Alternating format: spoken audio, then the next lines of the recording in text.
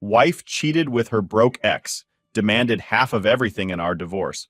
But she didn't know my mom secretly owned everything. All right, so here I am, writing this out because I honestly don't know what else to do. I never thought I'd be posting my business online, but things have hit a point where I kind of need an outside perspective. I'm 35, and I run a tech consulting business that's actually pretty successful, comfortable enough to not have to stress about the day-to-day. I built this thing from scratch over the last decade, and yeah, I'm proud of it. I've been married to Olivia, who's 33 for the last 2 years. We were together about 5 years total, and for the most part, I thought things were good. Turns out I might have been the only one who thought that. Olivia used to work in PR, but right after we got married, she decided she wanted to take a break and focus on us. That's what she called it. At first, I was totally fine with it. I mean, I figured we could afford it, and she'd jump back into the workforce eventually. I didn't mind supporting us both because I wanted her to feel comfortable. And honestly, the business was doing well enough that I wasn't sweating it. I thought it was a temporary thing, that she'd find her footing again. But looking back, maybe I should have seen the signs. The last few months, things between us started to change. I know that sounds cliche, but it's true. Olivia started acting distant, cold even, like she was checked out half the time. I'd get home from work, and instead of her usual warm greeting, it was like she barely noticed. She'd be out a lot more, always with some excuse about meeting friends or needing to clear her head. I figured maybe she was going through something, and I didn't want to push. You know, marriage has ups and downs, and everyone says you've got to ride those out. But still, I couldn't shake the feeling that something was seriously off. One night, she told me she was heading out with some friends and would be back late. It wasn't unusual by that point, so I didn't think much of it. I stayed up working on some stuff for the business, just trying to make progress on this new project we had going. By the time she came back, I was dead tired and already in bed. I barely heard her come in, and she went straight to the guest room. Now that had become her habit, crashing in the guest room whenever she got home late. She said it was so she wouldn't wake me up, but I started wondering if that was really all there was to it. Fast forward a couple of days later. Olivia was out again, supposedly with the same friends, and I was at home, just kind of waiting. I didn't want to admit to myself that I was waiting for her to get back so I could figure out what was going on. Around 11 p.m., I heard her laptop buzz from the kitchen counter. Apparently, she forget it there opened. Out of habit, I glanced at the screen. I know, maybe I shouldn't have, but it's not like I went looking for it. The name Ryan popped up. Now, Ryan wasn't a name I'd heard before. My heart kind of dropped when I saw the message. It read something like, "Can't wait until this is over. We'll finally be free." I didn't want to jump to conclusions, but I had this gut feeling that something was really wrong. I opened the message thread. Yeah, maybe I shouldn't have, but at that point, my brain was just going nuts. And well, what I found was the stuff of nightmares. Turns out Ryan wasn't some random friend. He was Olivia's ex-boyfriend, the guy she dated before we even met. She used to call him a loser and complain about how he had no direction, no job, no ambition. So imagine my surprise when I'm reading all these texts between her and this guy, realizing they've been in touch for months, planning some sort of escape plan or whatever. And it wasn't just casual talk, they were serious. They had this whole fantasy planned out about leaving me, taking what they could and starting fresh together. I felt like my whole world just cracked open. I'd worked so hard to build this business, to make something that would set us up for life, and here she was, scheming to take it all. Ryan didn't have a job, didn't have anything going for him, and clearly, he'd found himself a golden ticket in Olivia's twisted plan.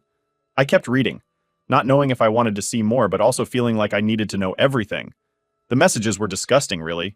They'd talk about how they'd be set once Olivia got her half of everything in the divorce, and how Ryan could finally stop worrying about money because they'd be comfortable once she got her hands on my business. They were literally working out the details of how to squeeze every penny they could from me. It was like I was just some stepping stone in their big plan for an easy life. The worst part? Olivia made it sound like she was doing this all for him. She'd talk about how she was sacrificing her time with me to make sure they'd be financially set. Sacrificing. As if she'd been putting in effort or working by my side to build what we had. The reality is, she never contributed a thing. I mean, I've been the one working late, pulling in clients, dealing with the day-to-day stress. She was just there, living comfortably, but now she was painting herself as some kind of martyr. After reading everything, I just sat there staring at the phone, feeling completely numb.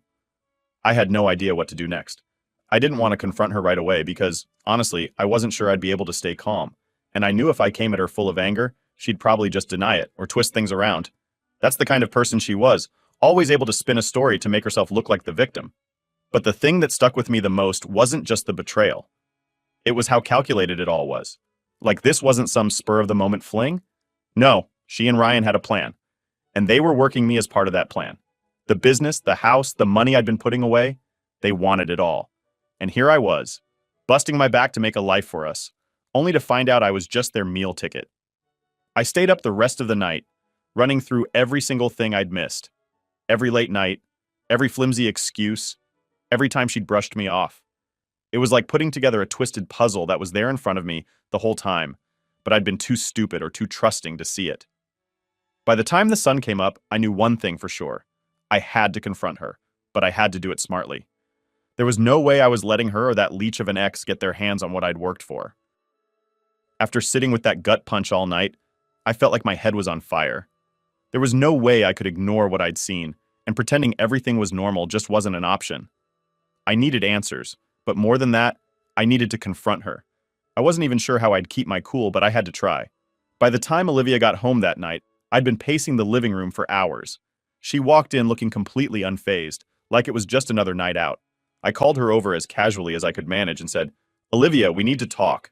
She paused for a second, her face blank, and then slowly put her bag down. "Sure, what's up?" she said, a little too breezily, like she didn't have a care in the world. I could tell she hadn't picked up on my mood yet. It was all just business as usual for her, which made my stomach turn even more. I got right to the point. "Who's Ryan?" I asked, trying to keep my voice steady. I thought I saw her face twitch just for a second before she shrugged it off, like she was hearing about some random guy. "What are you talking about? Ryan?" she said, putting on this clueless look. But I didn't say anything. I just held up her phone, which I'd left open to that message from him, the one about finally being free. Her face dropped, and this time she couldn't cover it up. She stood there for a minute, staring at her phone, before she finally looked back at me.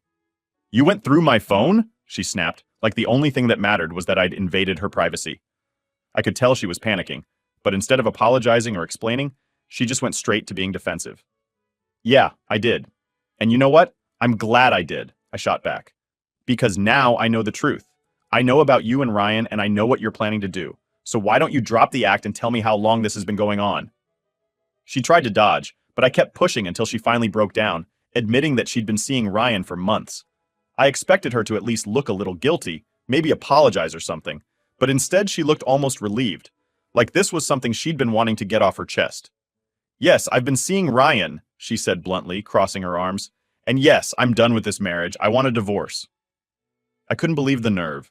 No explanation, no apology, just straight up telling me she was ready to end things and move on with this guy who had nothing going for him. And she wasn't finished. She kept going, like she'd been rehearsing this in her head. "I deserve to be happy too, you know. You're always working, always more focused on that business than on me," she went on. "And yeah, I'm going to fight for my share. I put a lot into this marriage, and I deserve half of everything." There it was. Not even a hint of regret, just this sense of entitlement, like she thought walking away with half of my hard work was somehow her right. I knew I had to keep my cool, but inside I was boiling. "Half of everything?" I repeated, trying to keep a straight face. "You've barely lifted a finger for any of this, Olivia. I've been the one working late nights, stressing over clients, building this business from scratch. You've had every comfort, everything you wanted, without ever helping me out or supporting me." She just rolled her eyes. "That's not fair," she snapped. "I left my career to support you. I gave up things too." "Support me?" I said, laughing bitterly. "Olivia, you didn't give up anything for me. You wanted to quit working and I let you because I thought we were a team, but clearly I was wrong.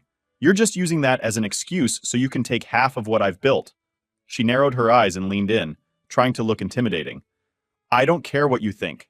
I'm getting what's mine. And if you try to cheat me out of it, I'll make sure everyone knows the truth about you." Her confidence was sickening. She really thought she had this all figured out, like I'd just roll over and let her walk out with half of everything. But I wasn't about to give her that satisfaction. I took a deep breath, keeping my voice steady. "You think you're going to walk away with half the business?" I asked. "You might want to think again." That finally made her hesitate.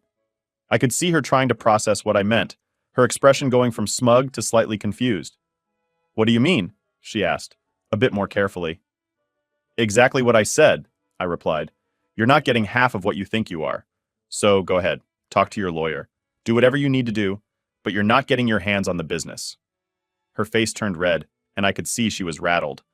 I hadn't spelled out that the business wasn't in my name, but she could tell something was up. For the first time, her confidence seemed to slip a little. Fine, she said finally, crossing her arms. If that's how you want to play it, then that's what we'll do. But don't think for a second I'm going down without a fight. She grabbed her bag and walked out of the room, slamming the door behind her, leaving me sitting there alone. I couldn't help but feel this weird mixture of anger and relief. Angry that she'd been lying to me, scheming with her ex behind my back, and that she had the nerve to demand half of everything I'd worked for. But relieved too, because I finally knew the truth. I wasn't living in the dark anymore, playing the role of the clueless husband. I could finally see her for who she really was. Once she was gone, I stayed at the table, going over everything again in my head. All those little red flags I'd ignored over the past few months, they were all crystal clear now. The late nights out, the coldness, the secrecy, it was all part of her plan. She thought she'd hit the jackpot with me, that she'd ride off into the sunset with her ex on my dime. But she had no idea that she was about to hit a wall. After sitting there for a while, letting it all sink in, I knew one thing for sure. I wasn't going to make this easy for her. She thought she could just take half of my life, half of what I'd spent years building, but she had no clue what she was up against. If she wanted to fight, I was ready. She'd made her move, and now it was my turn. After finding out what Olivia was up to, I knew I had to keep my cool and think things through. She might have assumed I'd just roll over and hand over half of everything, but she didn't know the full picture. See, years ago, my mom had suggested that we put the business and other major assets in her name. She's a smart woman who's been in business herself, and this was her way of making sure that if anything went sideways in life, I'd be protected. At the time, it just seemed like solid planning. Now it felt like the smartest decision I'd ever made. For the next few days, I tried to keep things calm at home. I didn't want to give her any reason to suspect I had a plan, and I sure wasn't going to let her know what my mom and I had done. So I just went through my routine. Work, come home, pretend like everything was normal. Meanwhile, Olivia was starting to show her true colors, going out of her way to act entitled like she was owed the world. Then I got a lawyer. I knew I needed someone sharp, someone who knew how to handle cases with messy financial situations. I met with him privately, showed him all the paperwork that linked the business back to my mom, and explained that I wanted to protect everything I'd worked for. He looked through it all and said, "Honestly, this is rock solid. If she thinks she's getting her hands on your business, she's in for a big surprise." Hearing that from him was a relief, but I knew it wasn't over. Olivia wasn't the type to give up without a fight. She'd already hired her own lawyer, some aggressive guy who was notorious for squeezing every penny possible. I didn't want a dragged-out court battle, but I also wasn't about to let her bleed me dry. I figured we'd try mediation first, to get it done quietly. The day of the first mediation session arrived, and I walked in feeling ready. Olivia was already there, looking way too confident, like she'd already won. She was sitting with her lawyer, whispering and giving me side glances, probably already running through what she thought she was going to get. I sat down with my lawyer, keeping my expression as neutral as possible, while he calmly laid out the basics of my financial situation. Right off the bat, Olivia's lawyer got right to it. He asked about the business, the assets, everything he could think of. I could see Olivia watching me like a hawk, looking smug, as if she'd already started spending the money. But as soon as my lawyer laid out the documents showing that the business was owned by my mom, their whole vibe changed. "Wait," her lawyer said, staring down at the papers in confusion. "So the business isn't actually in your name?" "Nope," I replied, keeping my tone casual. "The business is legally owned by my mom. It's been set up that way since the beginning." I saw Olivia's face fall a little, and her lawyer's confident expression was wiped right off his face. They clearly hadn't seen this coming. My lawyer flipped through more documents explaining the setup, the business, the assets. Everything substantial was legally tied to my mom. "You put everything in your mother's name?" Olivia finally blurted out, looking at me like I'd committed some kind of crime. "Yes, I did," I replied. "Years ago, it was a smart decision at the time, and honestly, it's proving to be even smarter now." Her lawyer was scrambling, trying to regain his footing. "Well, even if the business is in a trust with your mother, Mrs. Turner has rights in the marriage. She sacrificed her own career to support you, and she's entitled to her fair share." My lawyer looked at him and calmly countered, "Our client's holdings are entirely separate. Mrs. Turner is entitled to certain things, yes, but her claim on the business or any assets tied to it is non-existent." Olivia crossed her arms, looking angrier by the second.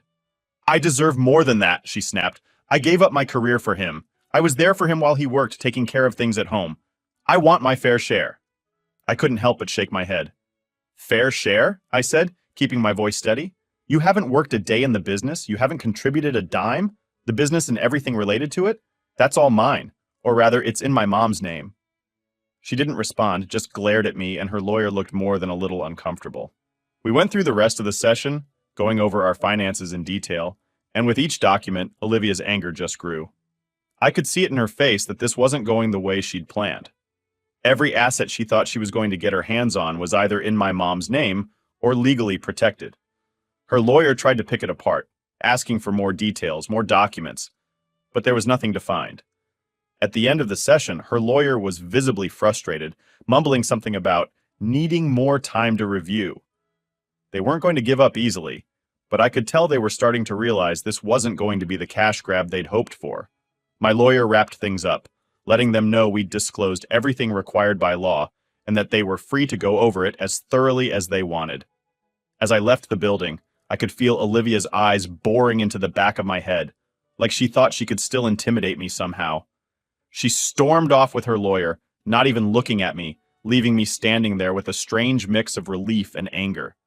I knew this wasn't over, not by a long shot, but seeing the look on her face when she realized she wasn't getting what she'd expected, that was a small victory in itself. When I got home, Olivia was there waiting, and I could tell right away that she was ready to unleash. She was pacing the living room, glaring at me the second I walked in. I barely had time to take my shoes off before she started in. "You've been hiding things from me this whole time," she shouted. "You put everything in your mom's name just so I wouldn't get anything. Admit it." I let out a sigh, trying to stay calm. "No, Olivia, that's not what this was about. It was just smart planning, plain and simple. You assumed you were entitled to more than what actually exists in my name." She wasn't having it. "You think you're so clever," she hissed. "But don't think I'm done. I'm going to get what I deserve one way or another." Without another word, she stormed off, slamming the door to the guest room, leaving me standing there in the silence. I couldn't believe the lengths she was willing to go to, all because she wasn't getting what she'd banked on. That night, I lay in bed thinking about everything she'd done. This wasn't the person I thought I'd married. The lies, the entitlement, the manipulation. It was like living with a stranger. I knew things were about to get uglier, that she wasn't about to back down without a fight. But at that moment, I felt something shift in me. This wasn't just a battle over money or assets anymore. This was about keeping what I'd built, protecting the life I'd worked for, and I wasn't going to let her take that away. After that mediation session, things got ugly fast. Olivia was furious, and she didn't even try to hide it. Every day after that was a battle. She'd throw accusations my way, accusing me of hiding things from her, of tricking her into thinking she'd get half of everything. But the truth was right in front of her face, and she just couldn't accept it. One night, I walked in after a long day, and Olivia was waiting for me in the living room. She had that look on her face again, the one that screamed, "You're not getting away with this." Before I could even put my keys down, she started. "Did you really think you could pull this off without me noticing?" She spat, arms crossed, eyes practically drilling holes through me. I looked at her calmly.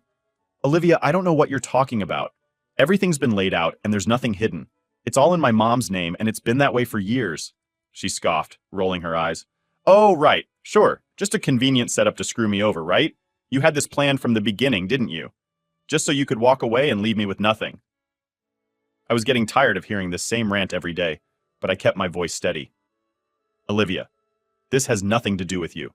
It was a smart financial decision, plain and simple. You're acting like I plotted all of this with some master plan to keep you out, but you weren't even in the picture when we set this up." She glared at me, her face turning red, and I could see her holding back whatever she really wanted to say. After a few moments, she just shook her head and muttered, "You'll pay for this. I'll make sure of it." From that point on, Olivia seemed to have a new mission: to ruin me in every way she could think of. I started getting calls from friends, family members, even some clients, saying they'd heard all kinds of crazy things from her. She'd been reaching out to everyone, telling them that I'd cheated her, that I'd been financially abusive, and that I was hiding assets so she'd walk away with nothing. One of my friends, Sam, called me one evening, sounding concerned. "Hey man, what's going on? Olivia's been posting some wild stuff on social media, talking about betrayal and lies. She didn't mention your name, but everyone knows who she's talking about. It's complicated, I replied, feeling the weight of it all settle in. She's just mad things aren't working out the way she planned.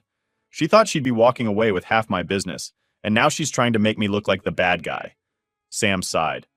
Just know people are talking, and some are taking her side. You might want to clear things up. I thanked him for the heads up, but inside I was fuming. Olivia had already done enough damage, and now she was taking it public, trying to smear my name just because she wasn't getting her way. It hurt, honestly, to see people believing her lies, but I couldn't stoop to her level. I just had to hope that the truth would come out in time. But Olivia wasn't satisfied with just spreading rumors. She decided to go even further, digging deeper to see if she could find anything that she could use to drag me down. A few days later, my lawyer called, letting me know that Olivia had filed for a full financial audit, convinced that I had hidden assets somewhere. She's really grasping at straws here, my lawyer chuckled. Let her dig. She's not going to find anything that isn't already on paper. While his confidence was reassuring, it didn't make dealing with her constant demands any easier. Every other day, it seemed like I was getting notices for more financial disclosures, requests for documents I'd already provided, and questions that went back years. It was like she thought that if she just kept pushing, I'd suddenly reveal some secret stash of cash she could claim. One night, I came home to a stack of legal papers sitting on the kitchen counter. More financial requests, more phishing. I called my lawyer, double-checking that we were complying with everything.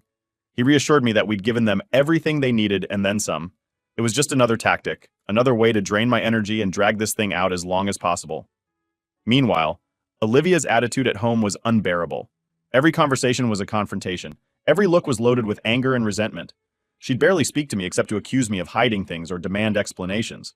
She was acting like I'd wronged her in some unforgivable way, when all I'd done was protect what I'd built before she was ever in the picture. And just when I thought things couldn't get worse, I heard from mutual friends that Olivia was now spreading stories about how I was emotionally abusive, that I'd isolated her and kept her from living her life. She made herself sound like some kind of prisoner who'd been manipulated and controlled. It was a total lie. Olivia had always been independent, always doing her own thing, and half the time she was out with friends or family. I was never the controlling type, but that didn't seem to matter to her anymore. One afternoon, I ran into one of our old friends at the store, and I could tell right away he'd heard her side. He was polite but distant, like he didn't quite know what to think. I've been hearing some things, man, he said cautiously. Are you okay? I knew what he was getting at. I'm fine, I replied, keeping it brief. Just a lot of things being twisted around. Don't believe everything you hear. He nodded, but I could tell he wasn't fully convinced. The damage was done. People had already started forming their opinions, and it seemed like Olivia was winning in the court of public opinion, at least with some people. It was exhausting, and honestly, it hurt. This was someone I'd once loved, someone I'd trusted, and now she was dragging my name through the mud just to try and take something she had no right to. As the days went on, Olivia only got more desperate. Word got around that she was asking her family and friends for money to keep up with her legal fees. She'd seriously underestimated how long and costly this was going to be, and now it was coming back to bite her. I almost felt a tiny bit of satisfaction, knowing her plans were falling apart. But then I'd remind myself how much damage she'd already done, and that feeling would fade real quick. Then came the latest round of demands. Subpoenas for bank statements, asset lists, even documents from my mom. Olivia was pulling every string, trying to find something she could use to prove I was hiding money. My lawyer assured me that we'd covered everything, that my mom's assets were legally separate. But the fact that Olivia was dragging her into this mess made my blood boil. She had no right to go after my mom. No reason to think she'd find anything, but that didn't stop her. One night, as I sat alone in the quiet house, I thought about everything Olivia had done since this started. All the lies, the manipulation, the entitled demands. I realized that the woman I'd married was long gone, replaced by someone who didn't care about destroying my life if it meant she'd get what she wanted. I knew I had to stay focused, to keep pushing through this mess until it was over. Olivia might have thought she could break me, that I'd cave and hand over what she wanted just to get her to stop, but she was wrong. I wasn't about to let her take what I'd built, no matter how many lies she spread or how many demands she made. This wasn't over yet, and I was more determined than ever to see it through. After weeks of Olivia's schemes, accusations, and endless legal stunts, the day finally came when we were headed to court.